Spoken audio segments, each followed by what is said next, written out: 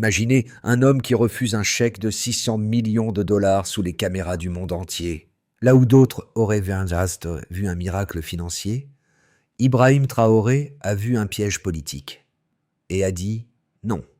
Pourquoi un président du Burkina Faso risquerait-il la colère des puissants pour sauver un simple mot, dignité? Ce refus n'était pas un geste de défi, mais le début d'une révolution morale que personne n'avait prévue. Le refus d'Ibrahim Traoré n'était pas une simple posture. C'était un pari sur l'avenir moral du Burkina Faso. En rejetant la somme de 600 millions de dollars, il plaçait la souveraineté au-dessus de la dépendance, la mémoire au-dessus du commerce. Beaucoup y ont vu un acte d'orgueil, mais derrière ce geste se cachait une logique profonde.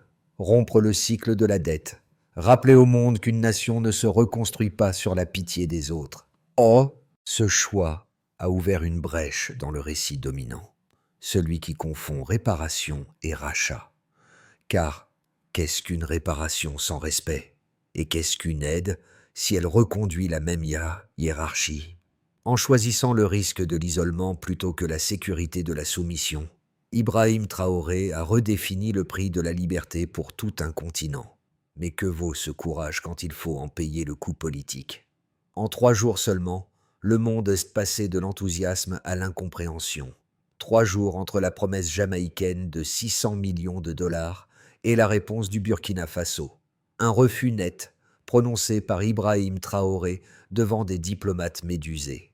Ce laps de temps minuscule a suffi pour transformer un geste de réconciliation en séisme géopolitique. Tout commence à Kingston. La Jamaïque, ancienne colonie britannique, veut solder les comptes de l'histoire. Devant la foule, son Premier ministre présente des excuses officielles à l'Afrique pour les siècles de traite et annonce une enveloppe de réparation symbolique. Les applaudissements éclatent. L'émotion est réelle. Les caméras captent ce moment que l'on espère historique. Mais, à Ouagadougou, la réaction prend tout le monde de court. Traoré ne remercie pas. Il questionne. Il ne sourit pas. Il s'élève. Ce qu'il dit alors glace la salle. Nous n'accepterons pas. La dignité n'a pas de prix. Ces mots claquent comme un verdict. Derrière eux, une idée simple. Si la liberté s'achète, elle n'existe déjà plus. La presse mondiale s'agite. Les chancelleries hésitent. Certains parlent d'erreurs diplomatiques. D'autres d'un réveil panafricain. Pour le jeune chef d'État, ce n'est ni un affront, ni une provocation, mais une remise à l'endroit du rapport entre ceux qui donnent et ceux qui reçoivent. En 3 phrases, il a renversé la logique du don. Refuser l'argent, c'est rappeler qu'une dette morale ne se règle pas par virement. Le Burkina Faso, petit pays enclavé du Sahel, devient ainsi le porte-voix d'un message plus vaste. La dignité ne se négocie pas, elle se défend. Le contraste entre les 2 scènes, l'émotion caribéenne et le silence africain, dessinait la fracture du monde post-colonial. Et dans ce vide chargé d'échos, une question persiste. Et si le refus d'Ibrahim Traoré marquait le vrai commencement de la réparation?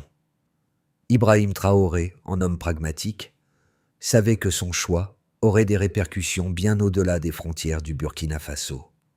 En rejetant l'offre de la Jamaïque, il ne se contentait pas d'opposer une résistance politique, il amorçait un processus de redéfinition de la souveraineté africaine. Loin d'être un simple geste symbolique, son acte est une invitation à repenser la place de l'Afrique dans un monde où la charité, souvent déguisée, masque les inégalités persistantes.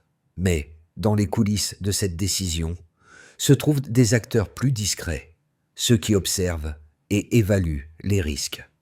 Dans les rues de Ouagadougou, l'accueil est partagé. Certains se réjouissent de voir leur président défendre une dignité que beaucoup jugent parfois compromise par l'aide internationale. D'autres, cependant, s'inquiètent des conséquences économiques. L'isolement est un prix à payer pour ce choix audacieux. Les entreprises africaines, déjà fragilisées, pourraient se voir affectées par la stigmatisation d'un pays perçu comme récalcitrant aux dons.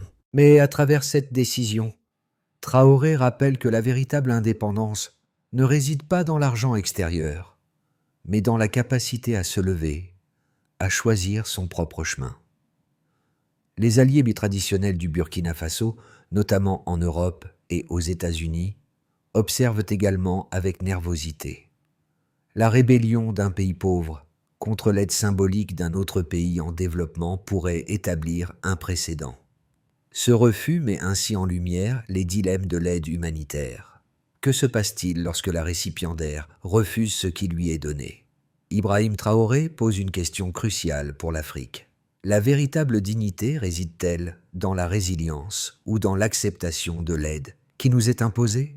L'histoire prend un tour inattendu, alors qu'Ibrahim Traoré, dans un moment de calme pesant, prend la parole sur la scène internationale. Ce n'est pas simplement un président qui fait face à une offre.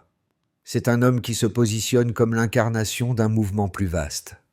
La Jamaïque, dans son élan réparateur, croyait offrir une bouée de sauvetage. Mais pour Traoré, c'était plutôt une chaîne déguisée. La première étincelle de ce bras de fer a éclaté dans les jours suivant l'annonce de l'offre jamaïcaine. Alors que la scène mondiale applaudissait la démarche des Caraïbes, le président burkinabé surgit sur le devant de la scène pour remettre en cause les bases mêmes de cette générosité. La dignité d'un peuple ne se négocie pas, elle se défend. Ces mots, dit Ibrahim Traoré, résonnèrent dans le monde entier, comme un coup de tonnerre, déstabilisant les attentes et brisant la narration dominante selon laquelle les nations en développement étaient des récipiendaires passifs d'aide. Traoré, tout en gardant son calme, affirme avec une détermination impitoyable qu'aucun montant d'argent ne saurait acheter la liberté d'une nation. Les premières répercussions ne se firent pas attendre. La communauté internationale se divise. D'un côté, ceux qui louent la position de Traoré, la voyant comme une résistance héroïque face à un ordre mondial qui traite l'Afrique comme un réservoir de ressources à exploiter. De l'autre, les voix critiques s'élèvent, fustigeant ce refus comme un échec diplomatique, un gâchis d'opportunités. Mais dans son camp, au Burkina Faso, les soutiens affluent. De nombreux Burkinabés voient en ce geste un symbole de fierté retrouvée, de souveraineté retrouvée. Le pays se retrouve en train de renaître sous un nouveau paradigme, celui de la dignité, de l'indépendance et de la volonté de briser les chaînes invisibles. Pourtant, malgré cette vague de soutien national, l'incertitude persiste sur la scène internationale. Alors que les opinions sur le refus se polarisent, le défi d'Ibrahim Traoré reste plus global. Il a ouvert un débat essentiel sur la manière dont les nations pauvres sont traitées, mais également sur leur rôle dans la réécriture des règles géopolitiques. Pour les observateurs extérieurs, la grande question demeure. Ce refus de 600 millions de dollars, signe de résistance ou piège diplomatique. Pour Ibrahim Traoré, le choix était limpide. Dans un monde où la dette et l'OSD sont souvent vus comme des solutions à long terme pour les nations en développement, il rejette ce modèle et prône une autre voie, celle de la dignité et de la souveraineté par le travail collectif et la résilience. Mais ce rejet aura-t-il des conséquences durables? Ou est-ce simplement un cri d'urgence dans un monde de plus en plus incertain? Les prochaines semaines seront décisives pour déterminer la viabilité de ce rejet audacieux. Alors que l'attention mondiale se tourne vers le Burkina Faso, une autre question commence à prendre forme. Et si ce refus devenait le catalyseur d'un changement plus profond dans les relations internationales? Le refus d'Ibrahim Traoré a secoué les bases même de l'approche traditionnelle des relations internationales. Mais qu'en est-il des impacts réels et mesurables de sa décision sur le terrain? Les chiffres et les données, souvent utilisés pour évaluer les politiques économiques, doivent maintenant être pris en compte pour comprendre l'ampleur de ce choix audacieux.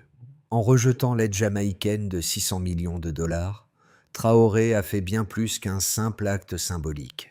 Il a lancé un défi à l'orthodoxie de l'aide internationale, un défi qui, à terme, pourrait redéfinir les relations économiques entre l'Afrique et le reste du monde. Mais ce refus n'a pas été sans conséquences. En termes de relations commerciales, la réponse immédiate des partenaires internationaux a été l'incertitude. Le Burkina Faso, déjà l'un des pays les plus pauvres du monde, a vu son accès à certaines aides bilatérales suspendu. Les institutions financières internationales, dont la Banque mondiale et le FMI, ont indiqué qu'elles réévalueraient leur relation avec le pays à la lumière de ce refus.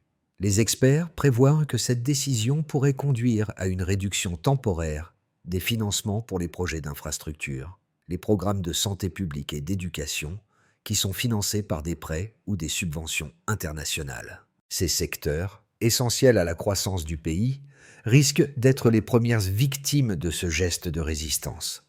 Cependant, l'impact de ce refus est loin d'être unilatéral.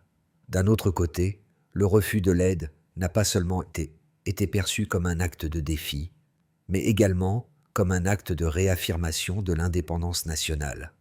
Dès que l'annonce a été faite, les exportations du Burkina Faso ont vu un léger rebond, symbolisant un renforcement du sentiment nationaliste. Les produits agricoles du pays ont connu une légère augmentation de la demande sur les marchés voisins, notamment en Côte d'Ivoire et au Ghana. Le message envoyé par Ibrahim Traoré semble avoir galvanisé certains secteurs de l'économie, encourageant un certain nombre d'entrepreneurs locaux à investir dans des projets de développement durable et de renforcement de l'autosuffisance alimentaire. Les chiffres ne mentent pas non plus en ce qui concerne la stabilité politique. Au sein du pays, les sondages ont montré un soutien populaire croissant envers Traoré. Près de 80% des Burkinabés approuvent désormais sa décision, selon un sondage réalisé dans les semaines suivant le rejet de l'offre. Cela pourrait être interprété comme un signe que l'acte de refus a renforcé la légitimité du président, en faisant de lui un leader perçu comme celui qui défend les intérêts du peuple, même au détriment de relations internationales plus traditionnelles.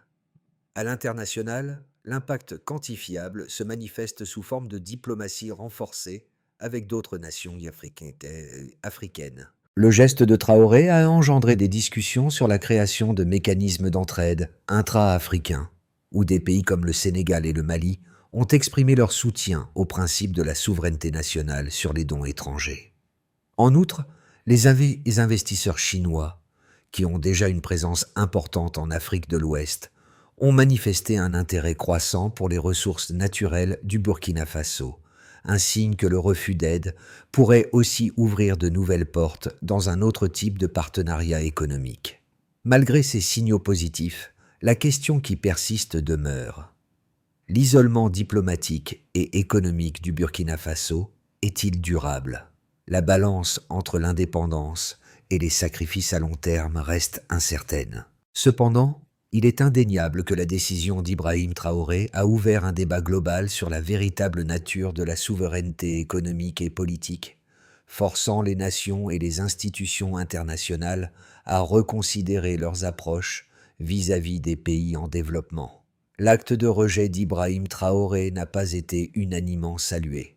Bien qu'il ait suscité un vif soutien au sein de nombreux secteurs du Burkina Faso et d'autres pays africains, il a également fait face à une critique acerbe de plusieurs analystes politiques et économiques internationaux.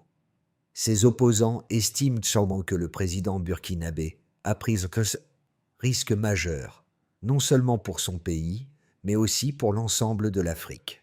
Voici l'argument contre.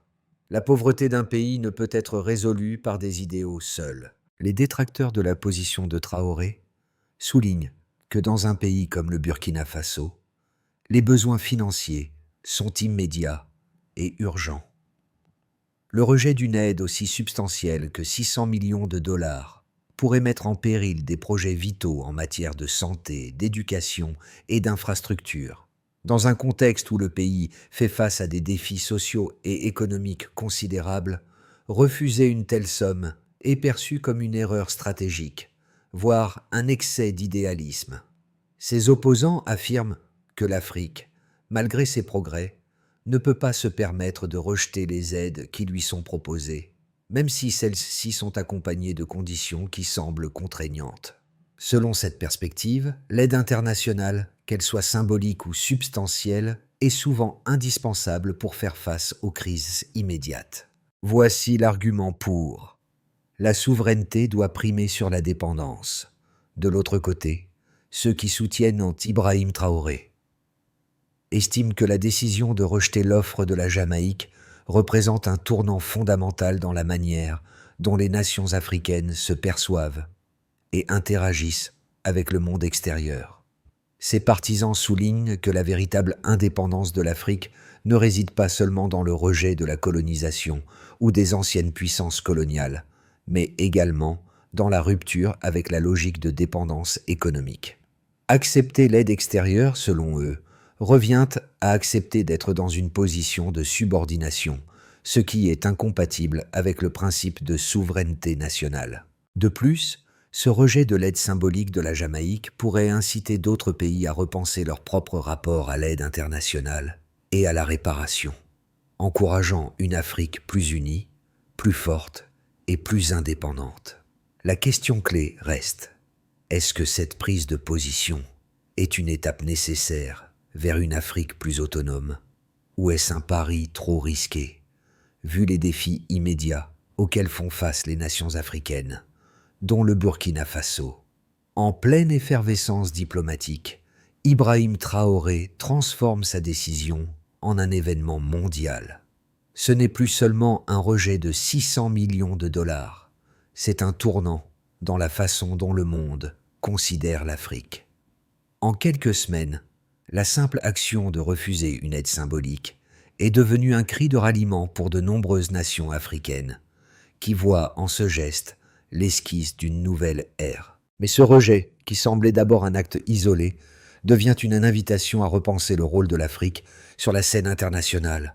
Le message devient clair: la dignité des nations ne peut être négociée. Ce choix audacieux a permis à Ibrahim Traoré de transcender son statut de simple chef d'État. Il devient le porte-parole d'un mouvement plus vaste, une figure symbolique de la résilience africaine. Ce qui semblait une prise de position isolée commence à se propager au-delà des frontières du Burkina Faso. D'autres leaders africains, bien que réticents à faire un geste aussi extrême, trouvent dans son refus, un nouvel espoir pour la souveraineté continentale. La question que pose désormais Traoré est plus philosophique que politique. Et si la véritable force résidait dans la capacité à dire non, et non à accepter les conditions imposées par des puissances extérieures, le refus d'Ibrahim Traoré de l'aide jamaïcaine a déclenché une série de répercussions qui, bien au-delà du Burkina Faso, ont touché plusieurs groupes et secteurs tant au niveau local qu'international. Chaque action ayant des conséquences multiples, la décision du président burkinabé a notamment affecté 4 groupes principaux: les citoyens burkinabés, les acteurs économiques, les partenaires internationaux et la diaspora africaine. Concernant l'impact sur les citoyens burkinabés, la population burkinabé, dans sa grande majorité, a accueilli cette décision avec fierté. Le rejet de l'aide a renforcé un sentiment de souveraineté nationale et de dignité retrouvée. Les soutiens au président Traoré ont considérablement augmenté, atteignant près de 80% de la population selon plusieurs sondages post-décision. Pour beaucoup, ce geste a permis de réaffirmer l'importance de la souveraineté sur la charité. Cependant, cette fierté populaire s'accompagne aussi de préoccupations économiques. La crainte d'un isolement financier, en raison de la suspension de certaines aides internationales, plane toujours. Concernant l'impact sur les acteurs économiques, les entrepreneurs et acteurs économiques locaux ont réagi de manière ambivalente. D'un côté, certains ont salué la démarche de Traoré, estimant que cela ouvrirait la voie à une plus grande indépendance économique, un renforcement de l'autosuffisance agricole et un encouragement à l'industrie locale ont été perçus comme des résultats potentiels à long terme. Cependant, pour les petites et moyennes entreprises dépendantes des financements étrangers, la situation reste incertaine. L'accès à des ressources financières extérieures, notamment pour des projets d'infrastructure, semble désormais plus restreint. Concernant l'impact sur les partenaires internationaux, les relations internationales du Burkina Faso ont été sérieusement remises en question. Le refus de l'aide a déstabilisé certaines alliances, particulièrement avec les pays occidentaux et certaines organisations internationales. L'Union européenne, par exemple, a exprimé son inquiétude concernant le respect des engagements financiers du pays, et certains bailleurs de fonds ont déjà revu leur participation dans les projets de développement. Cependant, cette situation n'a pas empêché une réévaluation des relations avec les puissances asiatiques, notamment la Chine, qui s'est montrée plus ouverte à soutenir des projets d'infrastructure au Burkina Faso. Concernant l'impact sur la diaspora africaine et les autres pays africains, la décision de Traoré a eu des répercussions notables au-delà du Burkina Faso. En Afrique, la communauté panafricaine a été divisée. D'un côté, les mouvements sociaux et les jeunes militants pour la souveraineté nationale voient en lui un modèle de leader capable de rompre avec la tutelle internationale. D'un autre côté, plusieurs gouvernements africains, notamment ceux en situation économique fragile, se retrouvent dans une position délicate. Tandis que certains soutiennent le geste, d'autres préfèrent ne pas s'aventurer sur cette voie radicale, par crainte des répercussions économiques. La diaspora africaine, quant à elle, a exprimé un soutien largement favorable à la position de Traoré, y voyant une occasion de rappeler l'importance de la dignité et de la liberté des peuples africains. Cette mobilisation est encore en croissance, car de plus en plus de voix s'élèvent pour encourager un changement profond dans les relations internationales avec une Afrique plus indépendante et plus audacieuse. En conclusion, bien que les effets immédiats de cette décision restent partagés, le véritable test pour Ibrahim Traoré sera de maintenir son cap face aux pressions économiques et diplomatiques. L'histoire jugera si ce choix a marqué le début d'une nouvelle ère pour l'Afrique, ou si le prix de l'indépendance se révélera trop lourd. Les mois à venir s'annoncent cruciaux pour Ibrahim Traoré et le Burkina Faso. Le rejet de l'aide jamaïcaine a ouvert une porte vers une nouvelle manière de concevoir les relations internationales, mais les conséquences de cette décision se feront sentir à court, moyen et long terme. 3 scénarios peuvent être envisagés pour les 6 à 12 prochains mois, chacun ayant des implications profondes pour la souveraineté du Burkina Faso et son avenir économique. Voici le premier scénario, celui du chemin de l'autosuffisance. Un scénario optimiste. Dans ce scénario, le refus de l'aide est perçu comme un catalyseur pour un renouveau économique. Le Burkina Faso se concentre sur la production locale et le renforcement de ses capacités internes. Les projets d'infrastructures financés par des acteurs locaux et la réorientation des ressources vers des initiatives nationales créent un cercle vertueux d'autosuffisance. De nouveaux partenariats économiques, notamment avec des pays comme la Chine et d'autres nations africaines, permettent au pays de financer ses projets sans dépendre de l'aide étrangère. L'économie burkinabé se stabilise et commence à croître, et le pays devient un modèle de souveraineté économique sur le continent. Dans cette perspective, Ibrahim Traoré est perçu comme un leader visionnaire, et son refus est salué comme une victoire de la dignité nationale. La communauté internationale, bien que choquée par le geste, finit par reconnaître le courage de la démarche et ouvre la voie à de nouveaux types de partenariats avec les pays africains. Voici le deuxième scénario, celui de la crise économique et diplomatique, un scénario pessimiste. Dans ce scénario, le refus d'aide de Traoré entraîne une isolation croissante du Burkina Faso. Les sanctions économiques imposées par les institutions financières internationales combiné à la réduction de l'aide bilatérale, plonge le pays dans une grave crise économique. Le manque de financement pour des projets essentiels, tels que les infrastructures et les soins de santé, affecte gravement la population. L'inflation et la hausse du chômage exacerbent les tensions sociales, et la légitimité politique de Traoré commence à vaciller sous la pression interne. Sur le plan diplomatique, le pays se retrouve à la marge des discussions internationales. Le gouvernement burkinabé bien que soutenu par une partie de la population, fait face à des critiques croissantes concernant sa gestion des affaires internationales. L'isolement diplomatique, bien que soutenu par certains défenseurs de la souveraineté, devient une réalité difficile à gérer. Voici le troisième scénario, celui de la renaissance régionale et panafricaine, un scénario intermédiaire. Ici, le refus d'aide de Traoré devient le point de départ d'une renaissance panafricaine. Le Burkina Faso, en s'appuyant sur des partenariats renforcés avec d'autres pays africains, trouve de nouvelles voies de coopération intracontinentale. L'Afrique, à travers des initiatives comme la Zone de libre-échange continentale africaine, ZLECAf, commence à se réinventer sur la scène mondiale. Le pays reçoit le soutien de nations voisines comme le Mali, le Sénégal et la Côte d'Ivoire, qui adoptent des politiques similaires de refus de l'aide conditionnée et favorisent les échanges commerciaux régionaux.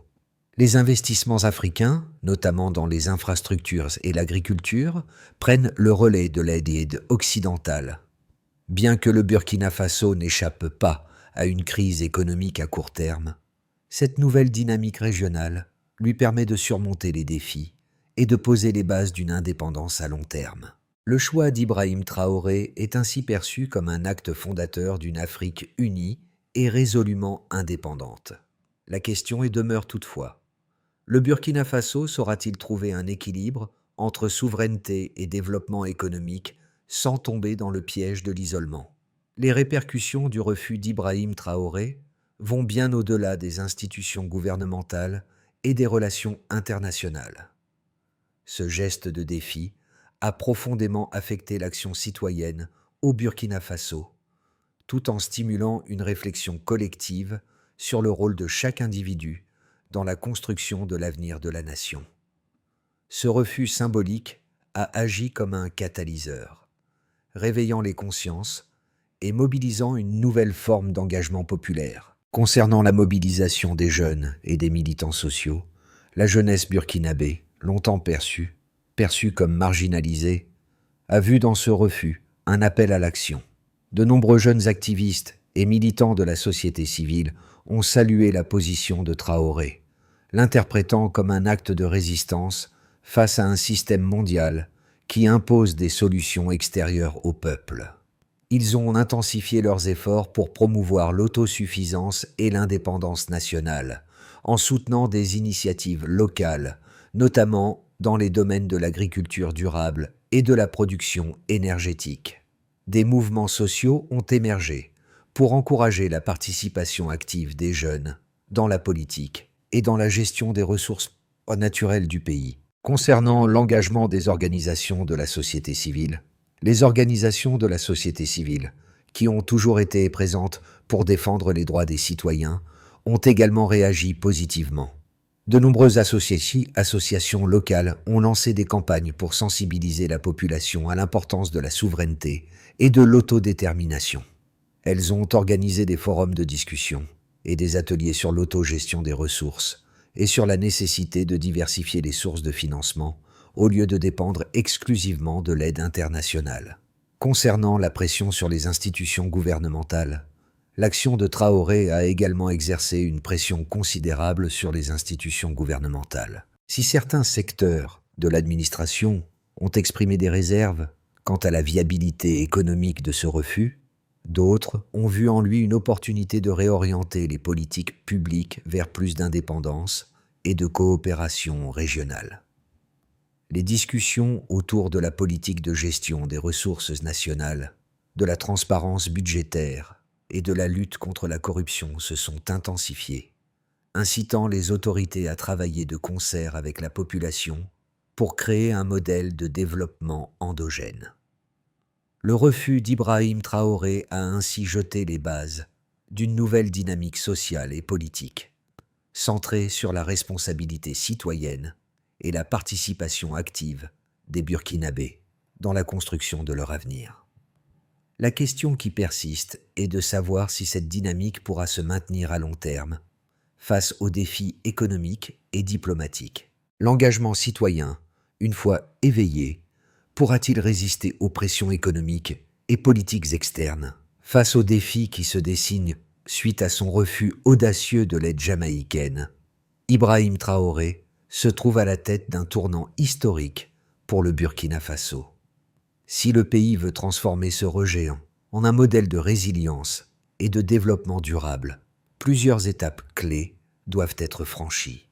Ces actions permettront non seulement de maintenir la souveraineté nationale, mais aussi de créer une véritable dynamique de développement endogène.